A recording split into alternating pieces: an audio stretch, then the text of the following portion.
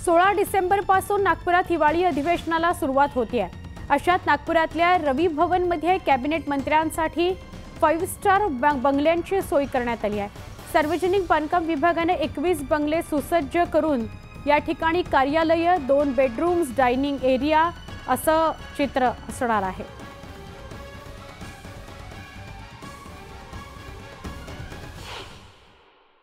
राज्यात 5 तारखेला नवीन सरकार स्थापन झाल्यानंतर साधारण 16 डिसेंबरपासून जे आहे ते नागपूरमध्ये हिवाळी अधिवेशन होण्याची शक्यता आहे आणि त्या हिवाळी अधिवेशनाच्या शक्यताला लक्षात घेऊन नागपूरमधला रवी भवन, जिथे कॅबिनेट दर्जाच्या मंत्र्यांचं निवासस्थान असतं, ते रवी भवन सज्ज व्हायला जे आहे ते सुरुवात झालेली आहे। साधारण या रवी भवनमध्ये 30 कॉटेजेस आहेत जे कॅबिनेट मंत्र्यांना दिलं जातं आणि याच्या बाजूला लागून असलेल्या नाग भवनमध्ये जे आहे ते 16 कॉटेजेस आहेत ते राज्यमंत्री दर्जा असलेल्या मंत्र्यांना जे आहे ते दिलं जातं।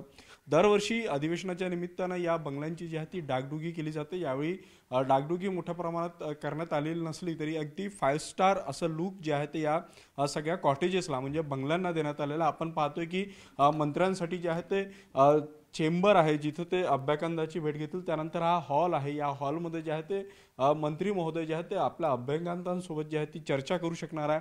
अतिशय लक्झरियस असं फर्निचर, इथलं रंगसंगती आणि इथं असलेला सोफा असेल, टेबल असेल, हे सगळं वापरण्यात आलेलं आहे। याशिवाय या कॉटेजमध्ये जे आहेत त्या 2 बेडरूम देण्यात आलेले आहेत जिथं मंत्री महोदयांचा आराम असू शकतो। इथं पाहतोय की हे स्वीय सहायकांसाठीची रूम असेल, इथं त्यांचे सहायक वर्ग जो आहे तो मंत्री महोदयांचा तो इथे असेल, तर मंत्र्यांसाठीची जी आहे ती ही बेडरूम असेल।